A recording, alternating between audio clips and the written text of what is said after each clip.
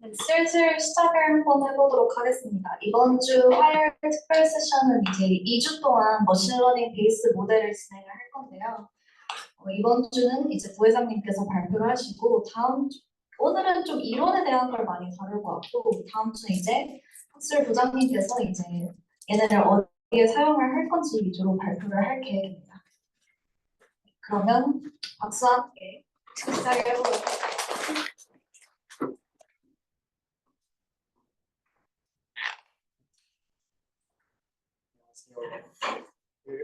이번 주는 머신러닝 베이스 모델에 대해서 할 건데 아까 말씀드렸다시피 좀 이론 위주랑 그리고 예시 위주로 어떻게 모델들이 프로그램을 돌렸을 때 진행이 되고 학습이 되는지에 대해서 좀 간단하게 살펴보겠습니다. 제가 PPT를 만드는 게 별로 없어서 가독성이 조금 떨릴 수 있는데 그래서 좀 더 열심히 설명해 보겠습니다.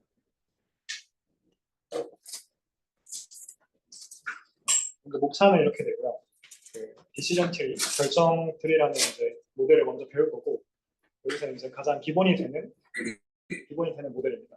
그 다음에 이제 앙상블 러닝이라는 기법에서 베깅이랑 부스팅이라는 기법을 배울 거고 이제 디시전 트리 1번 목차에서 베깅을 적용한 게 3번 목차 랜덤 포레스트가 될 거고 부스팅 기법을 적용한 게 4번인 그레디언트 부스트 기법이 모델이 될 것입니다.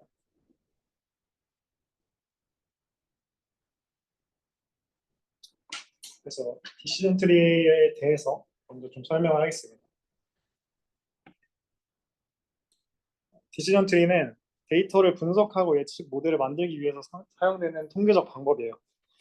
이렇게 분류와 회귀 분석에 모두 적용이 되는데 분류를 쓰는 트리는 클래시피케이션 트리라고 하고 회귀 분석에서 연속적인 값을 변수로 다룰 때는 리그레션 트리라고 트리를 두 가지로 분류를 할 수가 있습니다.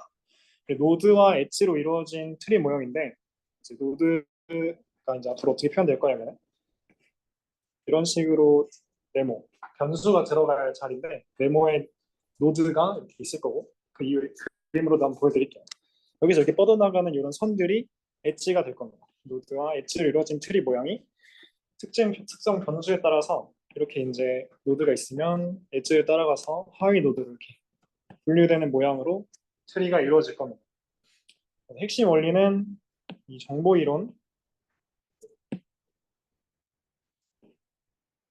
이론에서 유래가 될 거고요. 정보 이론에 대해서도 뒤에서 구체적으로 다뤄보겠습니다. 이 정보 이론은 데이터의 불확실성을 측정할 건데 디시전 트리가 이제 가장 기본적인 큰 알고리즘은 각 분기에서 최대한 많은 정보를 얻을 수 있도록 변수를 선택하는 겁니다. 그거에 대해서 좀 자세히 들여다보겠습니다. 먼저 왜 사용하는가? 디시전 트리는 아까 말씀드렸다시피 이런 식으로 진행이 되는데요. 그래서 내가 이쪽으로 가는 거나 좀 이제 나중에 예측을 하거나 예측한 걸 토대로 어디서 발표를 할 때 왜 이런 선택을 했고 왜 이런 결과가 나왔는지 설명하기도 편하고 그리고 이렇게 그림으로도 이렇게 잘 이쁘게 나오기 때문에 가시성이 되게 뛰어납니다.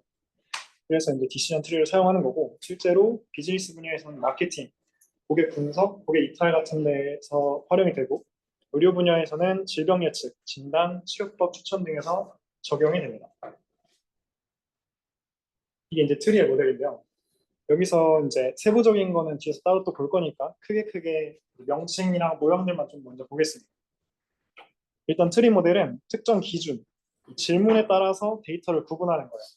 먼저 데이터 묶음이 이렇게 처음에 하나의 노드에 있으면은 여기서 이제 스무고개 하듯이 질문을 하는 거죠. 뭐 어떤 성별이 남자냐, 성별을 기준으로 나눈다고 하면은 맞다고 하면은 여기 한 묶음 데이터가 쌓이겠고 여자면은 이쪽에 데이터가 쌓이겠죠.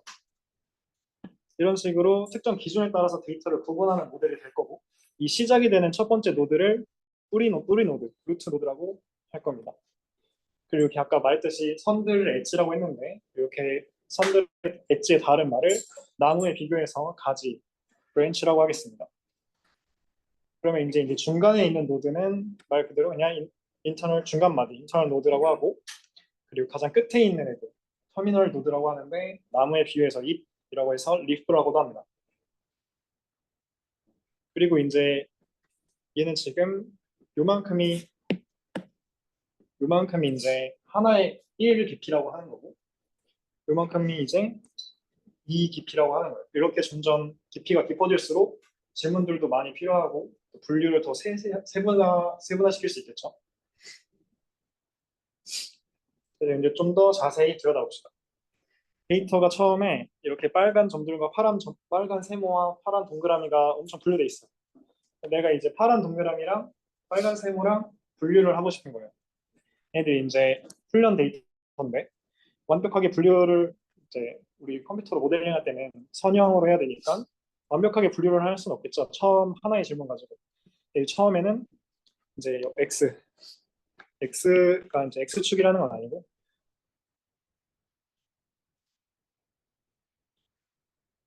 네. 여기서 얘를 y축, x축이라고 한다면 y 값을 기준으로 0.0596보다 작거나 같으면은 아래쪽에 있는 거고 이 부분에 있는 거고 그거보다 크면은 위에 있다 해서 요 기준의 선을 나누는 겁니다. 얘 질문으로. 그러면은 이제 위에 있는 애들과 아래에 있는 애들을 이렇게 세서 나눌 수가 있겠죠. 아래에 있으면은 이제 이 부분이 될 건데 이 카운트가 이제 얘가 파란색 애들이 되는 거고 얘가 빨간색 애들이 되는 겁니다. 이런 식으로 데이터들을 질문 하나로 분류할 수가 있습니다. 또 이제 더 분류를 하고 싶으니까 지금 우리 파란 쪽에 이쪽에랑 이쪽에 많은 빨간색 세모들이 있잖아요. 얘네들도 분류하고 싶으니까 또 다른 질문을 하는 거예요. 얘네들을 이제 방금 이제 가로축 선을 그었으니까 세로선을 긋기 위해서 이런 질문들을 또 하는 겁니다. 그러면 이제 좀 더 데이터를 잘 분류할 수가 있겠죠. 이쪽에 있던 애들을 다시 빨간 영역으로 가져와서 더 분류를 했어요. 이런 식으로 계속 반복해서 빨간 영역에는 빨간 세모들만, 파란 영역에는 파란 동그라미들만 분류를 하는 거예요. 디시전 트리는 처음에 이제 아무 파라미터도 설정하지 않으면 데이터 분석에서 파란 영역에는 파란색, 빨간 영역에는 빨간색만 이렇게 완벽하게 분리된 상태가 됩니다. 이런 걸 이제 순도가 100%다라고 하는데 뒤에서 한 번 더 배우겠습니다. 근데 그러면 이렇게 무조건 완벽하게 분리됐다고 다 좋은 거는 아니겠죠. 이렇게 데이터 분류를 지나치게 많이 하면은 그러니까 데이터 분석에서 코드를 입력할 때 파라미터를 아무것도 주지 않고 입력하면은 이렇게 끝까지 분류하기 때문에 오버피팅이 발생해서 이 훈련 데이터에서는 100%의 정확도를 가지겠지만 새로운 이제 테스트 데이터에는 더 예측값이 떨어지게 됩니다. 그래서 그런 것들을 해결하기 위해서 여러 방법들이 있는데 먼저 사전에 가지치기를 하는 겁니다. 우리가 이제 나무라고 빗대서 표현했잖아요. 여기서 이런 모양을 뒤집은 게 나무 모양이라서 이름이 디시전 트리로 쓰이는 건데 그 안에 있는 기법들도 나무에 다 빗대어서 좀 표현을 합니다.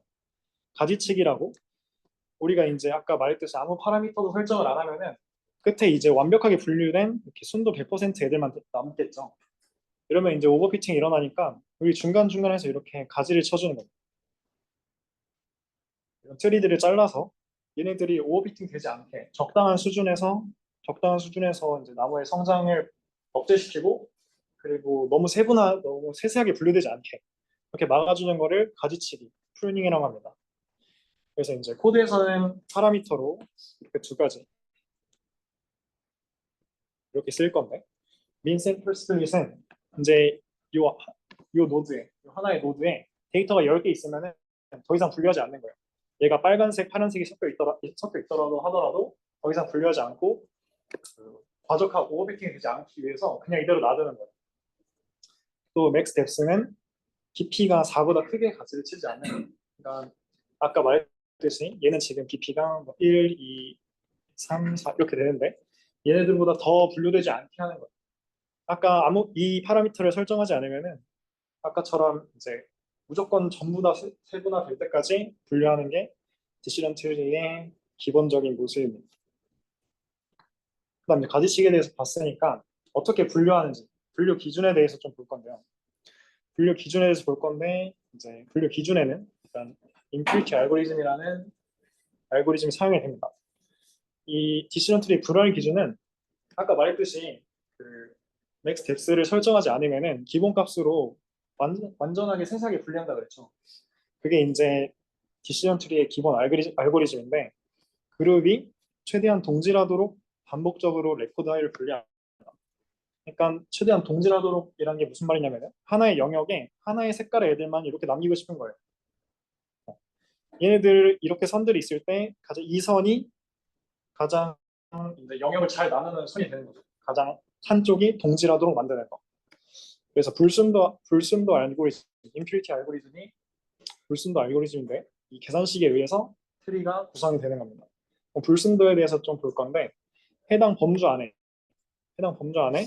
이런 전체 범주 안에 서로 다른 데이터가 얼마나 섞여 있는지를 말하는 거예요. 말 그대로 불순도는 순수하지 않다는 거겠죠. 순수한다는 거는 하나의 영역에 하나의 데이터만 있는 거죠. 이렇게 빨간색 점들만 있는 게 순도 100%가 되겠죠. 그래서 하나의 범주 안에 하나의 데이터만 있다면 불순도가 가장 작은 거고 순도랑 반대되게 한 범주 안에서 서로 다른 두 데이터가 반반 있다면 불순도가 최대가 되는 겁니다. 결정 트리는 이런 불순도를 최소화하는 방향으로 학습을 진행하는데 이거를 임퓨리티 알고리즘이라고 합니다. 그래서 마지막에 완벽하게 이렇게 아까 이 모습처럼 완전히 다 하나의 영역에 하나의 색깔만 존재하게 분류가 되는 거죠. 그래서 이제 이런 불순도를 어떻게 측정하냐? 불순도를 이제 수치로 좀 나타내기 위해서 엔트로피라는 개념을 쓸 겁니다. 엔트로피는 불순도를 수치적으로 나타낸 척도고 엔트로피가 높다는 거는 불순도가 높다는 거. 엔트로피가 낮다는 거는 불순도가 낮다는 겁니다. 그럼 엔트로피는 이제 0에서 1의 값을 가지는데 엔트로피가 1이면 불순도가 최대가 되고 그렇다는 거는 서로 같은 범주 안에서 데이터가 반반 있다는 걸 뜻합니다. 그래서 엔트로피 식이 이렇게 있습니다. 간단하게 하나 계산해 볼게요. 속도 데이터 우리가 예측한다고 해봅시다. 이렇게 이제 하나의 영역 안에 있어요. 이 PI가 뭐냐면은 한 영역 안에 존재하는 데이터 가운데 범주 I에 속하는 데이터 비율입니다. 그러면 이제 한 이렇게 영역에 어, P 슬로우가 있을 수 있겠고 P 페스트가 있을 수 있겠죠. 그럼 이 비율은 우리가 간단하게 알 수 있게 2분의 1과 2분의 1입니다. 두 개씩, 총 4개 중에 두 개씩 있으니까. 그럼 이 엔트로피 식을 이용해서 엔트로피를 한번 계산해 볼게요. 그 전에 우리 아까 반반 있으면 엔트로피가 어떻게 된다고 그랬죠? 최대가 돼서 엔트로피가 1이 될 겁니다. 1이 나오는지 한번 볼게요. 그러면은 2분의 1 곱하기 로그 2, 2분의 1.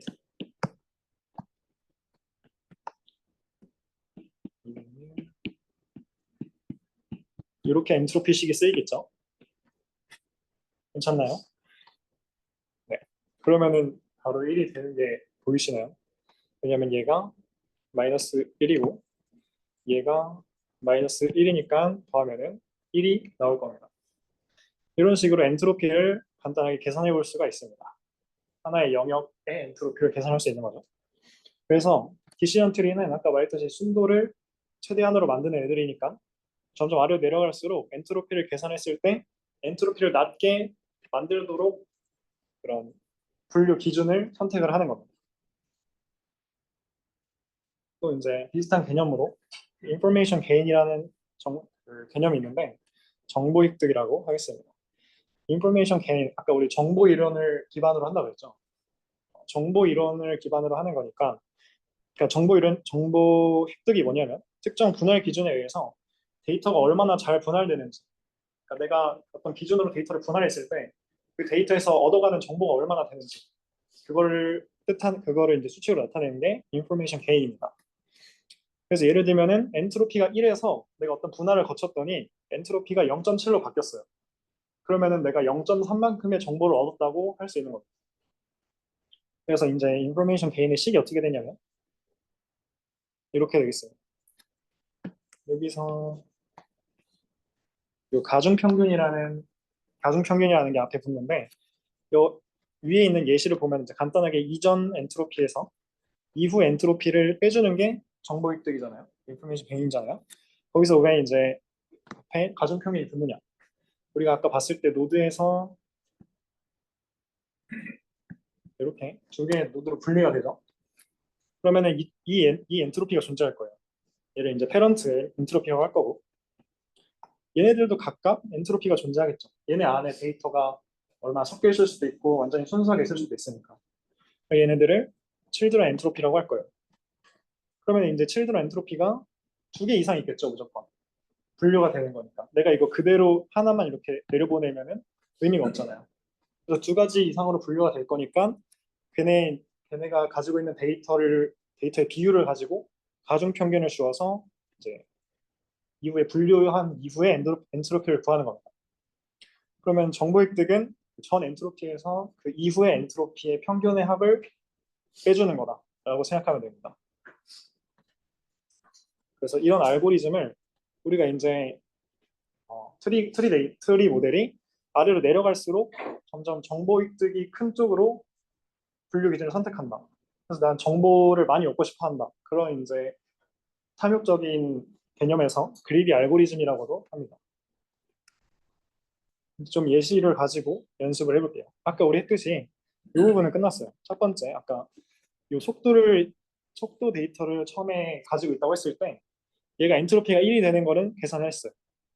그러면 이 속도 데이터를 가지고 경사 피처 이 특징으로 분류를 해볼게요.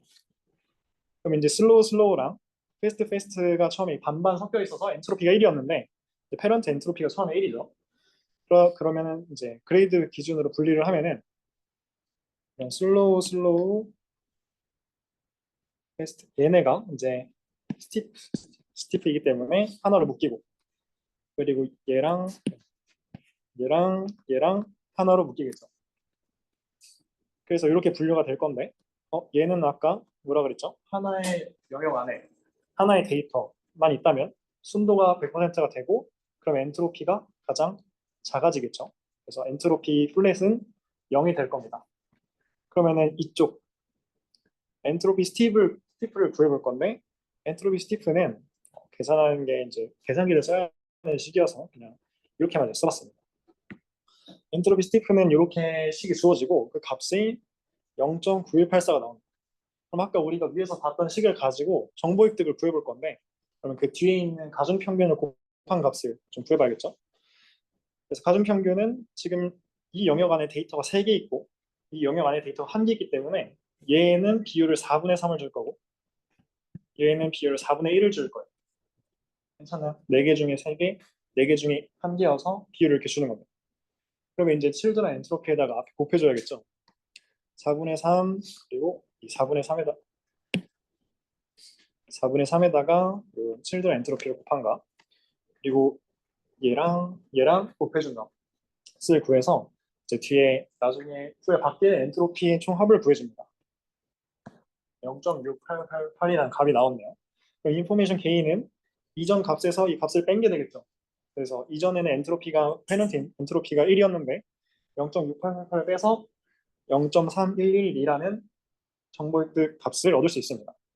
이게 실제로 지금 이제 경사를 기준으로 분류를 해서 정보 획득이 0.3 정도 된다는 걸 얻었는데 표면 예로도 할 수 있고 속도 제한 예로도 분류를 할 수 있겠죠. 이 중에서 인포메이션 게인, 정보 획득이 가장 많은 것 순서대로 먼저 분류를 하는 겁니다. 정보 획득 가장 많은 순서대로 먼저 분류를 하고 그 다음에 많은 순서대로 분류를 하고 이런 식으로 분류를 해 나가는 게 디시전 트리의 기본 과정입니다. 그래서 코드를 좀 볼 건데 아까 말했다시피 이제 위에는 그냥 데이터를 가져오는 거고 불러오는 거고 이제 암 데이터에 대해서 훈련 데이터랑 예측 데이터를 테스트 데이터를 가지고 예측을 해보는 건데 네, 이 과정은 그냥 기본적인 거니까 그냥 따라 한번 파이썬에서 입력해 보셔도 되고 우리는 좀 파라미터에 대해서 위주로 디시전 트리의 파라미터에 대해서 좀 보겠습니다. 지금 첫 번째 그림을 보면은 훈련 세트의 정확도가 1이죠. 훈련 세트의 정확도가 1이라는 거는 내가 훈련시킨 애들을 정확히 다 반영하고 있다. 그 말은 결국 오버피팅이 돼 있는 애다라는 거겠죠. 그래서 봤더니 지금 디시전 트리의 파라미터를 봤더니 우리 아까 max depth라는 파라미터를 사용하지 않았어요. 그러니까 기본값을 적용하지 않았으니까 끝까지 다 분류시킨 거겠죠. 그래서 훈련 세트의 정확도가 1이 나온 거예요. 그러면 이제 두 번째에서는 우리 max depth를 이렇게 줘보자고. 보이시나요? 여기 크기를 4로 주네요. 크기를 4로 줄이니까 훈련 테스트에 대한 정확도는 줄어들었는데 테스트 세트에 대한 정확도는 늘어났죠. 이렇게 과적합을 오버피팅을 피하게 되면은 테스트 훈련 세트에 대한 정확도는 줄어들겠지만 테스트 세트에 대한 정확도는 더 높아지기 때문에 더 좋은 모델이라고 할 수 있겠습니다. 그 다음은 영상글 러닝에 대해서 배워보겠습니다. 일단 앙상블이라는 단어 뜻을 좀 가져왔는데 앙상블은 이제 함께, 동시에, 협력하여라는 뜻을 뜻하는 프랑스어입니다. 그래서 디시전 트리가 아까 분석 과정과 결과를 직관적으로 이야기할 수 있기 때문에 사용한다고 했잖아요. 근데 이제 오버피팅이 발생하기도 하고 정확도가 떨어지기도 하고 성능의 문제도 있고 그럴 거예요. 그거 하나만 사용하기에는. 그래서 우리는 좀 이제 앙상블 기법을 사용하는 건데 앙상블 기법에는 이제 투표, 배깅, 부스팅 이렇게 세 종류가 있는데 우리는 이 중에서 배깅과 부스팅에 대해서 좀 배워보겠습니다. 일단 배깅이 뭐냐면 처음에 큰 데이터 셋이 있어요. 하나의 데이터 셋이 있는데 이 중에서 이제 랜덤으로 이제 부스트랩을 써서 복원 추출을 허용해서 랜덤으로 트레인 셋을 뽑아주는 겁니다. 꼭 4개가 아니어도 그 파라미터를 설정해서 여러 개를 뽑아줄 수가 있어요. 그럼 이제 새로 뽑은 그렇게 분류가 된 새로 뽑은 데이터 셋 여러 가지를 가지고 각각의 트리를 만드는 거예요. 각각의 트리를 만들면은 나무가 엄청 많이 생기겠죠. 그래서 각각의 트리를 많이 만든 다음에 이제 앙상블 기법을 사용해서 이 트리들이 가장 결과값을 많이 나타내거나 여기서 봐서 여러 개의 트리를 만들어서 각 트리에서 이제 최적의 가지를 찾아서 하나로 합치는 거예요. 앙상블이 아까 함께 이렇게 동시에 협력하여라는 뜻이었잖아요. 그러니까 처음에 데이터셋을 랜덤으로 각각 뽑은 다음에 걔네끼리 트리를 만들고 하나로 합쳐주는 거예요. 그럼 우리가 아까 앞에도 살짝 설명했는데 배깅을 이용해서 랜덤 포레스트를 만든다고 했잖아요. 그럼 모양이 그 실루엣이 살짝 잡히시나요? 각각의 트리를 만들어서 하나로 뭔가 합쳐 나가는 여러 개의 나무가 있는 숲 모양이 되겠죠. 그런 이름에서 오는 직관적인 해석도 있습니다. 이번엔 부스팅에 대해서 볼 건데 부스팅은 전체 훈련 세트에서 랜덤하게 이제 뽑아서 얘는 여러 개 뽑는 게 아니고 일단 처음에 하나를 뽑아서 얘를 이제 피팅을 시키는 거예요. 처음에. 그러면 이제 처음에 바로 한 거니까 어느 정도 오차가 있겠죠. 그럼 오차에 가중치를 주어서 걔를 이제 오차를 줄여 나가는 식으로 조금씩 발전시키는 모델입니다. 왜 부스팅이냐면은 이제 처음 랜덤 샘플을 했을 때 만들어지는 트리가 있어요. 랜덤 샘플을 했을 때 만들어지는 트리가 있는데 얘네가 이제 오차가 존재하니까 다음 트리를 새로 붙여서 트리를 계속 붙여나가서 오차를 줄이는 방식이기 때문에 부스팅이라고 합니다. 이렇게 이전에 만들었던 트리의 오차를 개선해서 다음 모델을 만들기 때문에 이 보팅이나 배깅보다 성능이 비교적 좋습니다. 오차가 줄어들기 때문에. 그래서 이거는 트리 하나만 있을 때, 배깅을 했을 때, 부스팅을 했을 때로 좀 비교한 건데, 배깅은 병렬로 학습하고, 부스팅은 이렇게 순차적으로 하나 하나 만들고 오차 수정해서 하나 더 붙이고 이런 식으로 순차적으로 학습을 하는 거고, 배깅은 병렬로 각각 만든 다음에 이렇게 마지막에 하나의 순 모델을 만드는 거 이렇게 되겠죠. 그래서 이제 부스팅은 오답에 대해서는 높은 가중치를 부여하고 정답에 대해서는 낮은 가중치를 부여하기 때문에 오답을 정답으로 맞추기 위해서 오답에 좀 집중을 할 수 있는 모델이 됩니다. 기법이 됩니다. 그래서 부스팅이 배깅에 비해서 에러가 적어서 성능이 좋겠죠. 근데 그만큼 속도가 느리고 오버피팅이 될 가능성이 있어요. 우리가 선택할 때 배깅과 부스팅 중 어떤 걸 선택해야 되냐. 즉 랜덤 포레스트와 그레디언트 부스트 같은 그 모델 중 어떤 걸 선택해야 되냐 했을 때 상황에 따라 좀 다를 수 있는데 개별 디시전 트리의 낮은 성능이 문제라면, 그러니까 성능이 높은 부스팅을 적합하는 게 좋고, 오버피팅이 문제라면은 배깅을 사용하는 게 적합합니다.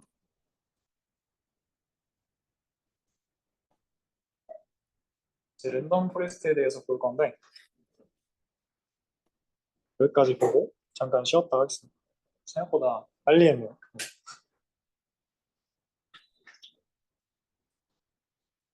10분에 다시 시작할게요. 쉬었다 오면? 아, 이거 하고. 아.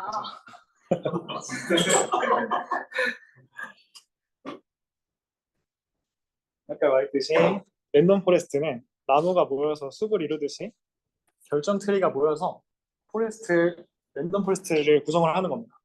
이 말이 이제 아까 여러 개의 트리를 만든다 했잖아요. 그래서 걔네를 하나로 합쳐가지고 랜덤 포레스트가 생기는 건데 그런 의미에서 이제 포레스트가 오는 거고, 랜덤은 우리 아까 트레인셋을 뽑을 때 무작위로 이제 복원 추출을 해서 뽑는다고 해서 랜덤이 붙는 겁니다.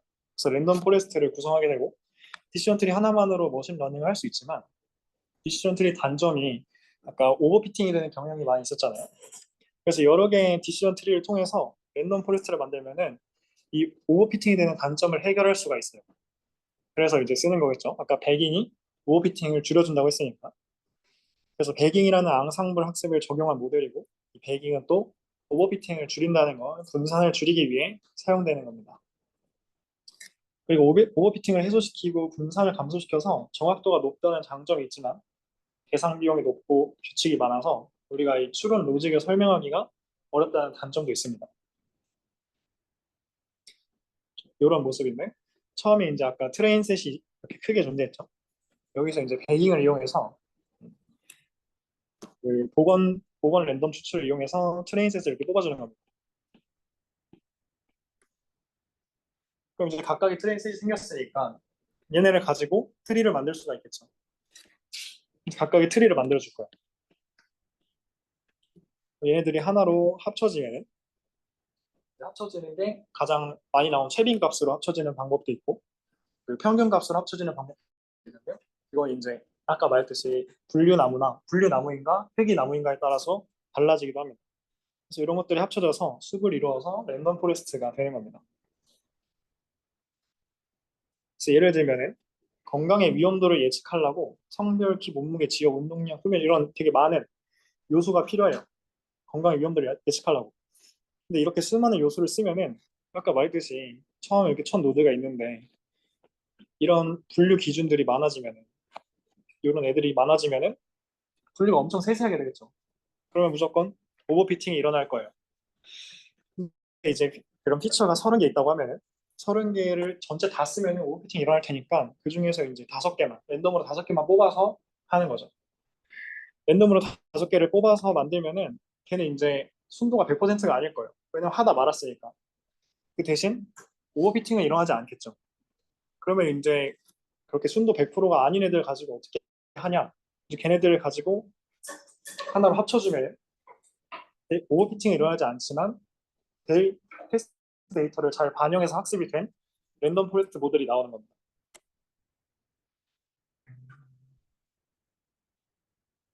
그래서 결정 트리 하나마다 예측값을 내놓으면 여러 결정 트리들이 내린 예측값 중 가장 많이 나온 값을 최종 예측값으로 정하게 되는 겁니다. 이 다수결의 원칙을 따른다는 게 앙상블 기법을 따른다는 것입니다. 그래서 하나의 거대한 트리를 만드는 게 아니고 데이터셋 이만큼을 가지고 하나의 이런 거대한 트리, 이런 큰 트리를 만드는 게 아니고 조금씩 만들어서 얘네를 가지고 하나를 합치자는 거예요. 그래서 여러 개의 작은 결정 트리가 예측한 값들 중 가장 많은 거 최빈 값으로 합치면은 분류일 경우에 합치는 거고, 평균 값으로 합치는 거는 회귀 문제를 다룰 때 합쳐서 우리가 최종 예측값을 만들 수가 있습니다. 이제 그림들을 살짝 보면은 이제 각각의 애들이 이제 따로따로 0번 트리, 1번 트리, 2번 트리, 3번, 4번 이렇게 각각이 따로따로 합쳐진 애들이 있어요. 그러면 얘는 너무 세세하게 분류하지 않았으니까 오버피팅이 일어나지 않을 거예요. 그러니까 이런 애들 중에서 가장 잘 분류한 애들, 세세하게 분류한 애들을 이제 최빈값이나 평균값을 합치면은 랜덤 포레스트 이렇게 과적합되지않은 데이터가 나타나겠죠. 처음이랑 좀 달라진 게 보이나요? 이 랜덤 포레스트 모습이랑 위에 있는 애들이랑 비교해 보시면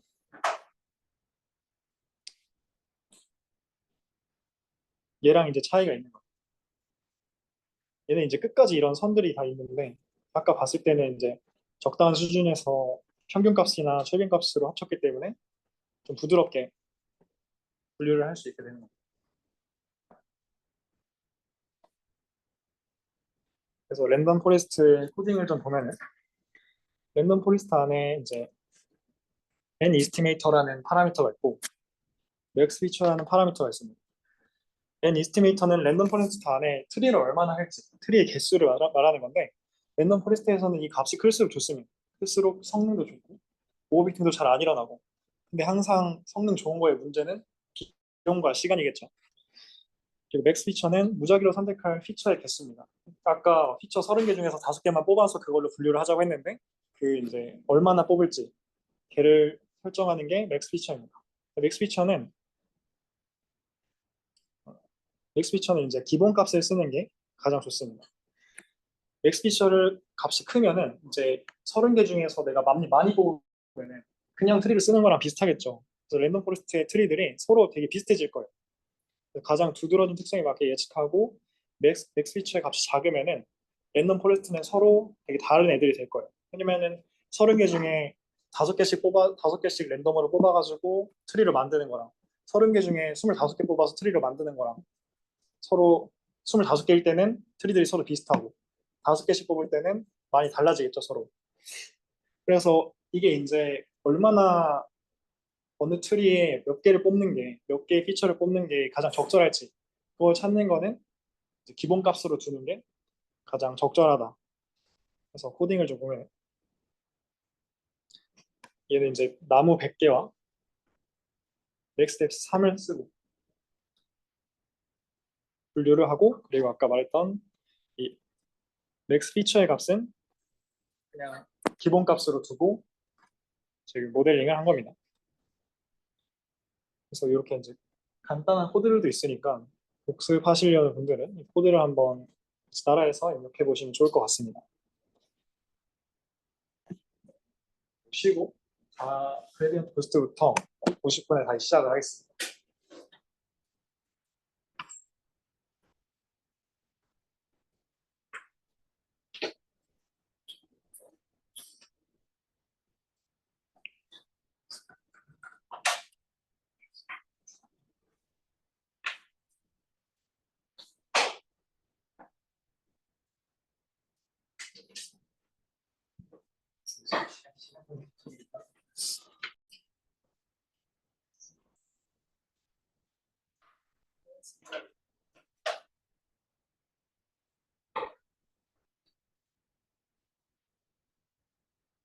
이제 1분 남았어요.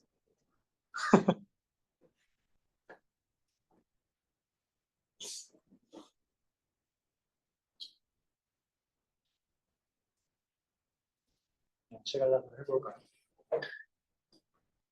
시작하겠습니다. 그레디언트 부스트에 대해서 설명을 해보겠습니다. 먼저 그레디언트 부스트를 알기 전에 부스팅 기법 중에서 가장 기본이 되는 에이더 부스트가 어저스트 조정하는 거, 조정하는 부스트라고 해서 그거에 대해서 먼저 좀 알아보겠습니다. 이제 스탬프에 대한 개념을 좀 볼 건데 스탬프가 약간 나무에 밑둥같이 이렇게 있는 애들 있잖아요. 메이플 스토리 해보셨으면 몬스터 이름 중에도 있어요. 이런 애들이 있는데 이런 모양이랑 비슷하게 하나의 노드랑 두 개의 리프로 이루어진 애를 스탬프라고 합니다. AWS에는 이제 여러 개의 스탬프가 있고 이러한 구조를 포레스트 오브 스탬프라고 합니다. 트리랑 다르게 질문이 하나밖에 없어서 정확한 분류를 하지 못해요. 이렇게 얘기를 할 건데 그러면 아까 장점이 이렇게 이제 완벽한 분류를 하지 못한다는 장점이 오버피팅을 좀 줄일 수 있다는 장점이 있겠죠. 그래서 랜덤 포레스트랑 좀 비교를 해보면 얘네들이 이제 나누고 얘네들은 다 스탬프잖아요. 랜덤 포레스트는 각각의 가중치가 다 똑같아요. 동등한 가중치를 가지고 있는데 얘네 지금 크기가 좀 다르죠. 그럼 에이다 부스트에서는 특정 스탬프가 다른 스탬프보다 더 가중치가 높아요. 그래서 이를 결과에 미치는 영향이 크다는 의미로 amount of say가 높다고 표현합니다. 또한 순차적으로 스탬프의 에러가 다음 스탬프의 결과에 영향을 주는 식으로 학습을 합니다. 에이다 부스트에 대해서는 너무 자세히 다루지 않고 이 정도만 하고 그레디언트 부스트랑 비교를 하면서 좀 설명하겠습니다. 그레디언트 부스트는 순차적으로 디시전 트리를 추가해서 예측 성능을 향상시키는 앙상블 학습 방법입니다. 각 트리는 오차를 줄이기 위해서 학습이 돼서 처음 트리가 이제 랜덤으로 뽑았으면은 걔에 대한 학습을 하고 그 오차의 가중치를 주어서 새로운 트리를 더해주고 이런 식으로 예측 성능을 향상을 시키는 거죠. 그래서 뒤에 이제 좀 더 자세하게 나올 건데 손실 함수를 최소화하는 방향으로 트리를 추가하게 됩니다. 아까는 이제 디시전 트리에서는 아래로 내려갈수록 엔트로피를 최소화하는 방향으로 나아갔었죠. 그레디언트 부스터는 이렇게 손실 함수를 최소화하는 방향으로 트리를 추가하게 됩니다. 그래서 그레디언트 부스팅 트리는 또 하나에서 5 정도의 깊지 않은 트리, 아까 말했죠. 여기 스탬프 같은 이런 깊지 않은 트리, 이런 애들을 사용합니다. 무조건 이렇게 딱 층이 하나만 있는 건 아니고 깊이가 5보다 작은 어, 다- 깊이가 5보다 작은 깊지 않은 트리를 사용해서 메모리를 적게 사용하고 예측도 빠르게 할 수 있습니다. 그레디언트 부스트의 근본 아이디어는 이런 얕은 트리 같은 간단한 모델을 많이 연결하는 게 근본 아이디어가 되겠습니다. 그래서 대충 모양이 이렇게 계속 추가해 나가는 모양입니다. 이런 식으로. 그래서 아까 AWS 얘기했던 거랑 좀 보면은 AWS는 스탬프로 구성되어 있고 하나의 스탬프에 대해서 발생한 에러가 다음 스탬프에 영향을 준다. 그러면서 최종 결과를 도출하게 된다. 여기서 이제 차이점이나 공통점이 있는데 그레디언트 부스트는 스탬프가 트리가 아닌 하나의 리프부터 시작을 합니다. 아까는 스탬프 단위로 계속 움직였었는데 얘는 처음에 리프에서 시작을 하는 거예요. 리프가 아까 가장 끝에 있는 터미널 노드였죠.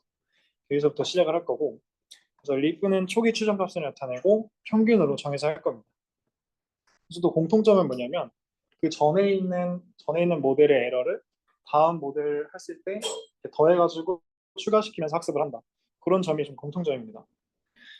근데 이제 모양이 데이터 부스터와 다르게 스탬프가 아닌 트리로 구성되어 있는 게 차이점이 있겠습니다.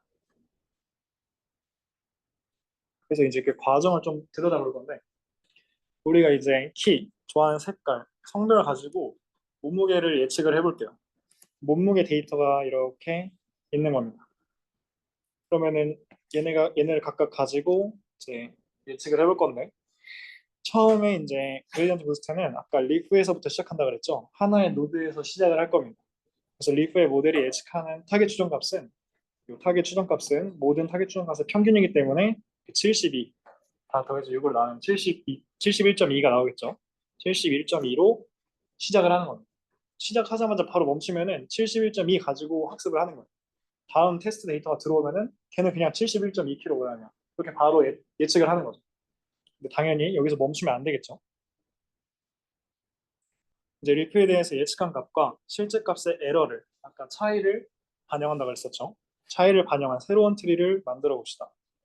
우리가 새로운 아까 구한 평균 71.2였는데 얘를 가지고 이제 차이를 레지듀얼을 구할 거예요.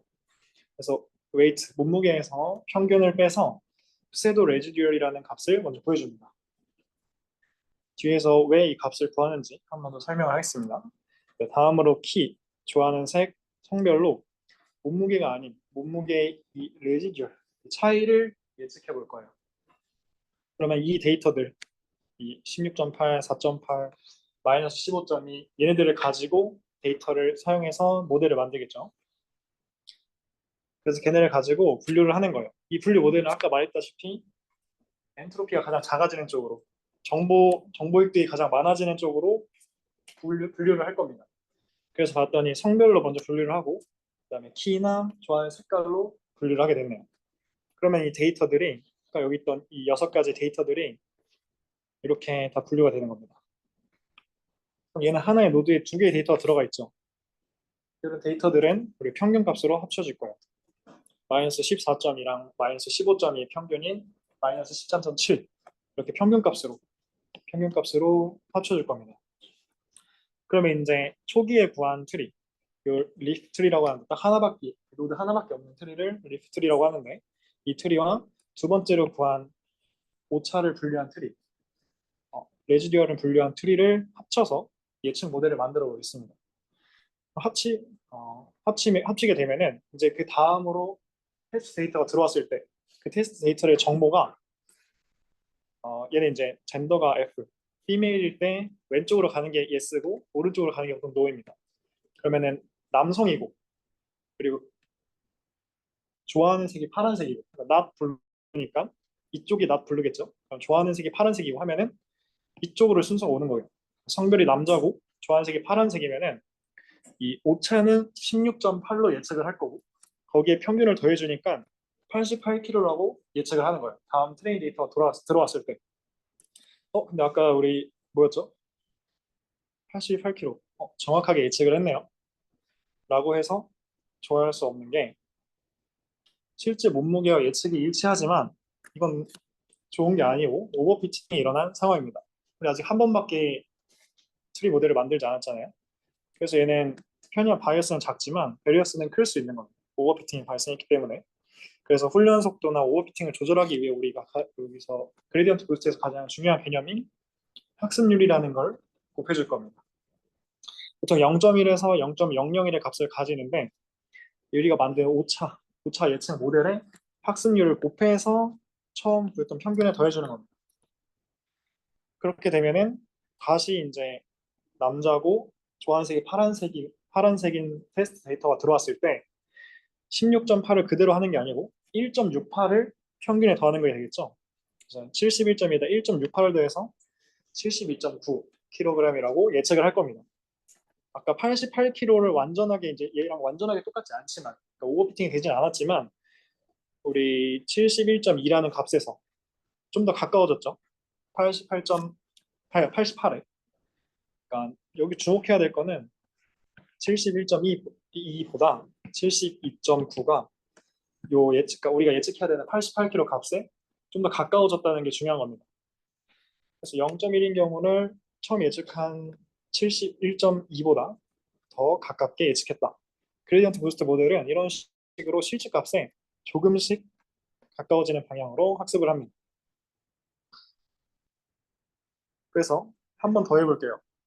올바른 방향으로, 그러니까 예측값, 아까 88kg에 좀 더 가까워지게 한 걸음 더 가까이 가보는 겁니다. 그러면 우리가 지금까지 만든 모델로, 방금 요 위에서 만든 모델로, 지금 얘는 이쪽만 구해줬잖아요.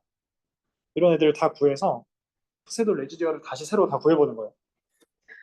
이렇게 구했으니까 학습률, 가용치 0.1을 곱해서 다시 다 레지듀얼을 만들어주면 이렇게 새로 만들어질 겁니다.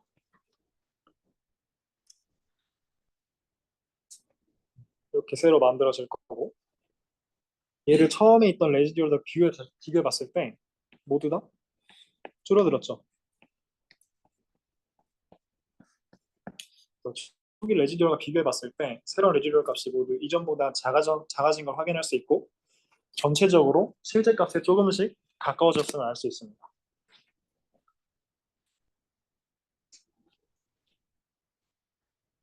계속해서 다음 트리 모델을 또 더 해볼게요.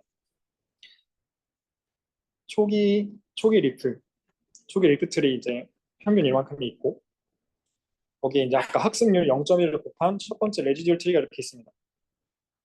거기다가 이제 한 번 더 두 번째 레지듀얼 트리를 붙이는 거예요. 우리가 아까 새로 구한 요 레지듀얼 있었죠? 얘를 가지고 다시 트리를 만드는 겁니다. 얘를 가지고 다시 트리를 만들어서 분류한 게 이제 얘네들이 될 겁니다. 그럼 얘네들을 이제 여기다가 다시 갖다가 쓰는 거예요. 우리가 정해준 학습률을 또 곱해서. 그래서 똑같은 방식을 반복하는 거죠. 그렇게 반복하면은 예측값이 71.2에서 아까 72.9에서 74.4가 됩니다. 좀 더 88에 가까워졌죠. 정확히 88은 아니지만 조금씩 가까워지고 있습니다. 이렇게 각각의 새로운 레지듀얼을 구해봐도 아까처럼 위에 있던 방법처럼 이렇게 또 다시 구해봐도 전부 다 이제 새로 줄어들었을 거예요. 실제로 계산해보면 줄어드는 걸 알 수 있습니다. 그럼 그 줄어든 레지듀얼을 가지고 새로운 트리를 또 만들고 걔를 다시 합치고 걔를 가지고 또 레지듀얼을 만들고 또 합치고 이런 식으로 반복하다 보면은 71.2에서 점점 88에 가까워지겠죠. 그래서 사전에 하이퍼 파라미터로 정해놓은 이제 반복 횟수에 도달하거나 더 이상 레지듀얼이 작아지지 않을 때까지 이걸 반복하다 보면은 최종적으로 그레디언트 부스트 모델이 만들어지는 겁니다. 그러면 이제 새로운 테스트 데이터 모델이 주어지면은 예를 들면은 키가 1.7이고 그리고 초록색을 좋아하고 여성인 데이터가 주어지면은 요 모델을 따라서 쭉 가면은 우리가 더한 값들을 다 더해줬을 때 우리가 예측할 수 있는 최종 모델의 데이터가 나오게 되는 거죠. 그레디언트 부스트 모델은 이런 방식으로 학습을 합니다. 그러면 명칭은 얘를 좀 순서를 앞에 둘까 뒤에 둘까 했는데 좀 직관적으로 우리가 이렇게 왜 이제 그레디언트 부스트 모델 과정이 어떻게 되는지 먼저 보는 게 이 뜻을 이해하는 데 좀 더 도움이 될 것 같아서 얘를 뒤에 놨습니다. 아까 처음에 얘기했듯이 그레디언트 부스트는 손실함수를 최소화하는 방법으로 진행된다 했잖아요. 그래서 손실함수를 이렇게 정의를 할 겁니다. 얘가 이제 얘가 이제 데이터들이 될 거고 얘가 우리가 피팅한 값들이 되겠죠. 그럼 그 차이의 제곱의 절반을 손실함수로 두는 겁니다. 그러면은 이제 그레디언트 부스트의 그레디언트는 기울기잖아요. 그럼 얘를 미분한 값이 그레디언트가 되겠죠.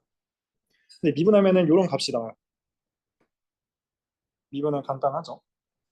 미분하게 되면 이런 값이 나오는데 여기에 마이너스를 붙여주면 그러니까 즉 네거티브 그레디언트가 우리 아까 얘기했던 yi 마이너스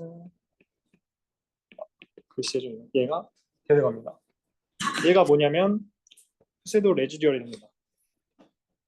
그래서 우리가 계속 아까 프로세스에서 푸세도 레지듀얼을 구한 이유가 이렇게 네거티브 그레디언트를 구하기 위해서 푸세도 레지듀얼을 구했던 겁니다.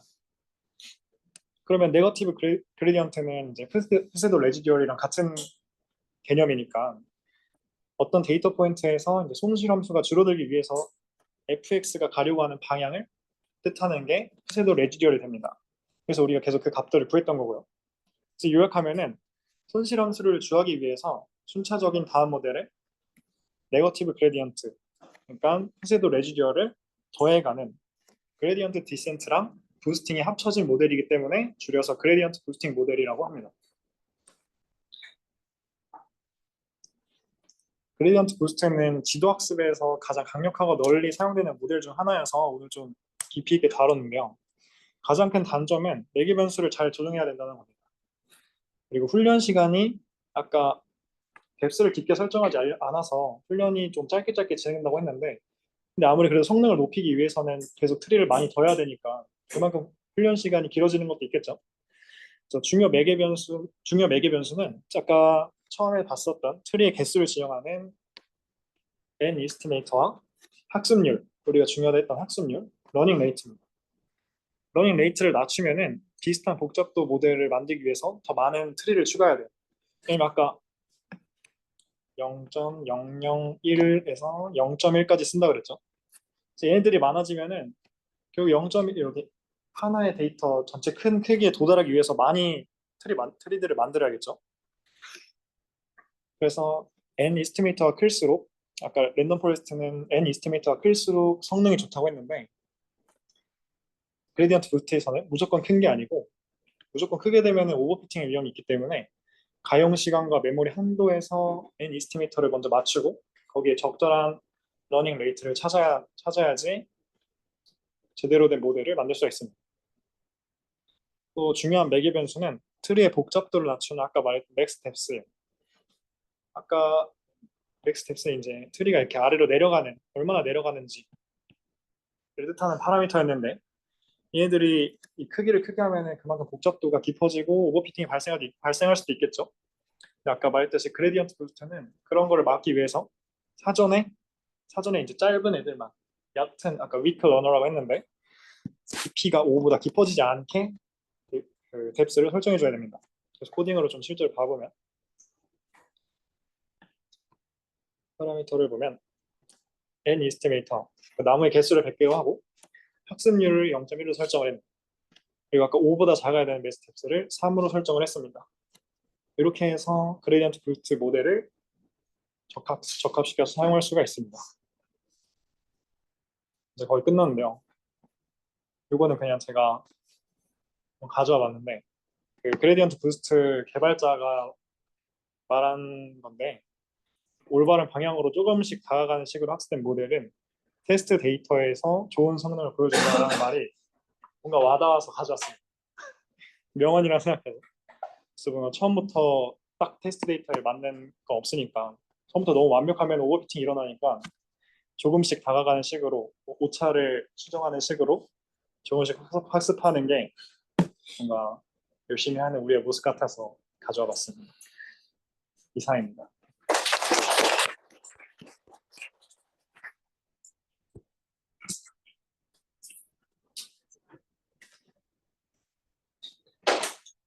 우리가 오늘 머신러닝 베이스 모델들에 대해서 조금 다뤘는데 얘네를 갑자기 화요일 세션에서 왜 다뤘는지는 다음 주에 좀 더 집중적으로 다뤄볼 것 같습니다.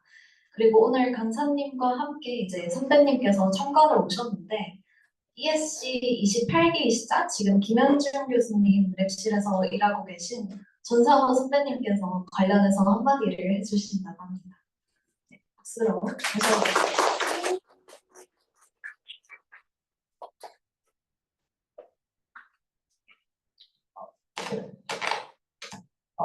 네, 안녕하세요. 지금이 몇 기죠, 혹시? 32기. 벌써 4기요. 네, 그래서 저는 28기에 이제 들어와서 29기까지 이제 활동하고 30기에도 잠깐 가긴 했는데 그래도 한 2기수 정도 활동했었고요.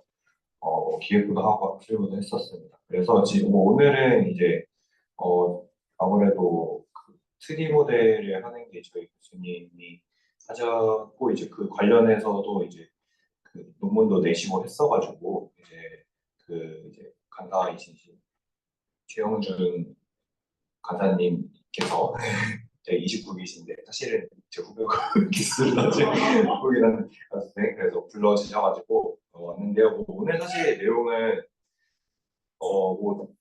얼마 안 된 것도 아니고 꽤 된 내용이라 사실은 그래서 크게 내용 자체 발표 내용에는 크게 문제가 없었고요. 그래서 그리고 베깅이랑 부스팅에서 바이어스 베리언스 트레이드오프 때문에 이제 베깅이랑 부스팅의 차이점도 잘 설명을 해준 것 같고 네, 그래서 발표 내용은 발표 자료랑 발표 영상 잘 보시면은 충분히 이해할 수 있다라는 생각이 들었습니다. 그리고 저 최근에 이제 이 분야에서 그러면은 이 분야가 좀 요새는 다 죄다 AI인데 왜 이 분야가 좀 중요한지에 대해서만 좀 제 나름대로 설명하자면은 이게 이제 앞에서도 말했지만 이 기법 자체가 3D 기법 자체가 어떤 정보를 얻는 것이라는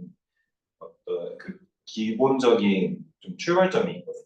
근데 그래서 이 정보 이론에 바탕을 한다는 게 꽤나 이제 큰 영향을 가지는 게 아마 이 패키지를 좀 다뤄보신 분들은 알겠지만 이 트리 모델 베이스로 한 앙상블 모델이나 이런 거에서 그 변수 중요도가 나옵니다. 변수 중요도를 추출할 수가 있는데 그거의 기반도 사실은 그 정보 진위불순도 그런 데에서 계산이 되어서 나오는 것이고 그래서 이런 부분이 사실은 최근에 이제 AI 모델에 대한 어떤 설명력, 블랙박스 문제 이런 거에 있어서 어느 정도 강점을 가지고 있는 그런 기법이다 이렇게 말을 할 수가 있거든요. 그래서 이 분야가 그래도 물론 성능에 있어서는 그 엄청난 학습량을 가지고 있는 딥러닝 모델에 비해서 어쩔 수 없이 떨어지는 부분이 있을 수는 있겠지만 이 그 어떤 이론적인 근간이 확실히 있는 그런 부분이다라고 해서 생각을 해서 배워두는 거는 굉장히 좀 중요하다라고 생각을 하고요. 그리고 뭐 그 외에는 뭐 최근에 그러면 뭐 이런 분야에서는 뭐 어떤 걸 공부를 하나요? 뭐 어떤 거를 더 연구할 게 있을까요? 이런 식으로 해서 뭐 말씀을 드리자면은 이게 컴퓨터니까 뭔가요? 뭐 여기서는 아까 나왔던 얘기인데 오버피팅을 오버피팅을 좀 줄이겠다라고 해서 이제 대표적으로 소개를 하신 게 이제 프루닝 가지치기라는 방법입니다. 근데 이제 그거보다 이제 좀 더 효율적으로 오버피팅을 줄일 수 있는 방법은 없을까? 뭐 이런 부분에 있어서 연구도 있고요. 그래서 최근에 제가 이제 본 논문을 토대로 말씀드리는 건데, 그래서 그거는 이제 가지치기는 말 그대로 그 트리 노드를 이제 잘라내거나 그 트리 어쨌든 트리 구조 자체를 모디파이를 합니다. 근데 이제 제가 이제 말씀드리는 거는 뭐 이제 싱키지라고 해서 뭐 리프 베이스드 싱키지도 있고 뭐 하이라키컬 싱키지라는 어떤 그런 기법들이 있는데 그래서 그런 거는 이제 아예 그 트리 구조를 모디파이를 시키지 않고 그냥 그 노드 자체의 예측값을 좀 평균화를 해서 계층적으로 평균화하다는 리프에서 그 노드가 이제 노드 안에 샘플들이 있잖아요. 그래서 샘플들의 개수로 평균을 내든 뭐 그런 식으로 해서 정렬시켜서 이 트리 자체의 구조는 유지하되 예측값 자체는 이제 정교화를 시키는 그런 방향의 연구 주제도 있습니다. 그래서 뭐 이런 거가 이제 사실은 이런 거는 조금 머신적이라기보다는 조금 더 수학적이에요. 그래서 이거를 좀 이론적인 베이스로 뭐 리지 리그레션이 들어오기도 하고 좀 전기와 관련된 회귀식이 들어오기도 하고 하는데 그래서 좀뭐 그래서 좀 범용성은 높다. 범용성은 많다. 그래서 이거를 딥러닝이랑 연관을 시킬 수도 있고 아니면 아예 이론 쪽이랑도 연관을 시킬 수 있고 그런데 이제 이제 장점이자 단점. 그래서 할 수 있는 것은 많은데 좀 난 뭘 해야 하지 이런 뭐 단점도 있고 네 그래서 저도 이제 1학기를 했기 때문에 그래서 그런 부분에서 좀 갈팡질팡도 하고 고민도 많이 하고 그런 상황입니다. 그래서 뭐 이 부분에 있어서 제가 드리고 싶은 얘기는 뭐 여기까지고요. 그리고 아마 제가 최근에 느끼기로 이제 최근도 아니고 ESCC는 약간 대학원을 가고 싶어하는 사람들이 많은 것 같다.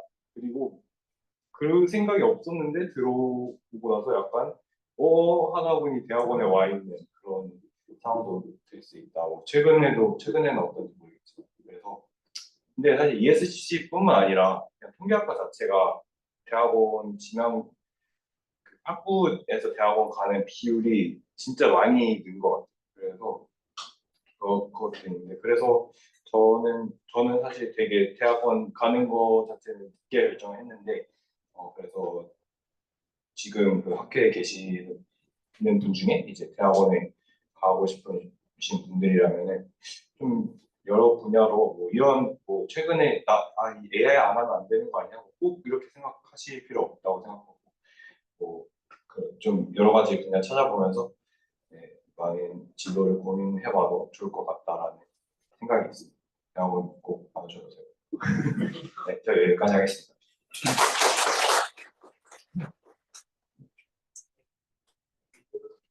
네.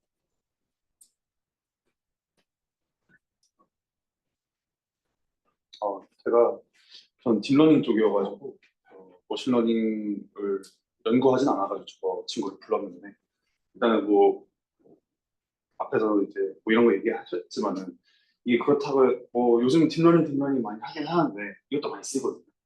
그 특히 테이블 데이터 있잖아요. 이거는 오히려 딥러닝보다 이게 더 성능이 좋은 경우가 많아요. 그래가지고 제가 그거 21년인가 22년도에 카카오에서 피코마라는 뭐 그런 회사가 있는데 거기서 기프티콘을 보낼 때 그때 라이트 지빙인가 엑스지부스트를 쓴 그런 프로젝트를 한번 본 적도 있는데 그만큼 이게 많이 써요. 근데 이게 장점이 뭐냐?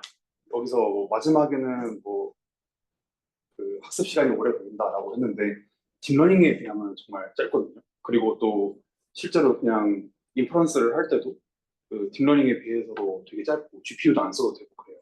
그리고 뭐 아마 다음 주에 그 공모전 그런 거 관련한 거 같죠? 공모전 할 때 아마 그것 때문에 이거를 쓴 거거든요. 대부분 공모전은 이미지 데이터 이런 걸 제외하면은 거의 다 대부분 테이블 데이터고 이제 뭐 물론 그 테이블 데이터에서 데이터 구성을 어떻게 하느냐에 따라서 또 달라질 수 있겠지만은 이거 정말 중요한 부분이거든요.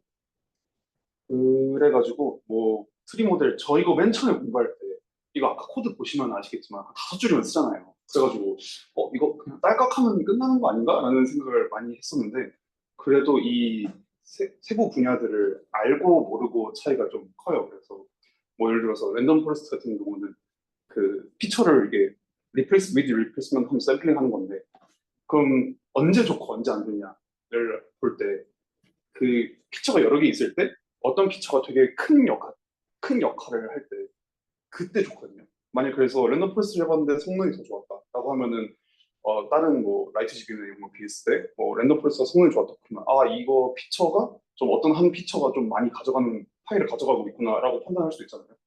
뭐 이런 걸로 판단을 하면서도 할 수도 있고 가장 중요한 건 설명력. 뭐 결국에 계속 그냥 짝대기 그어만 가면서 하는 것 같아 보이지만은 그래도 이게 설명력이 분명히 비해서 확실히 있는 분야라서 현재 테이블 데이터 물론 요즘에는 LLM으로도 테이블 데이터 하거든요. 그렇긴 한데 그래도 아직은 테이블 데이터에 있어서는 이런 머신러닝 트리 구조 모델이 아직 강세니까 이런 것 좀 아예 건너뛰지는 않으셨으면 하는 마음에서 말씀드려봤습니다. 감사합니다.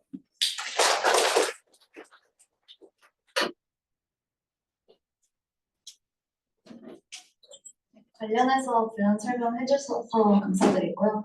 오늘 공지는 따로 없는데 이제 한 가지 드릴 말씀이 있는 건 이제 조금 7시 넘어서 오시는 분들이 조금 계신 것 같아요. 5시. 이제 발표 준비하시는 분들은 아시겠지만 처음에 이제 발표 준비할 때는 굉장히 떨리고 사실 준비도 되게 많이 하거든요. 그래서 시작할 때 약간 어수선한 분위기면 조금 안 좋을 것 같아서 한 5분 정도는 일찍 오셔서 7시에 세션 죄송해요. 5시에 세션 시작할 수 있게끔 도와주시면 감사하겠습니다. 네, 그럼 오늘 세션은 여기까지 하는 걸로 할게요. 감사합니다.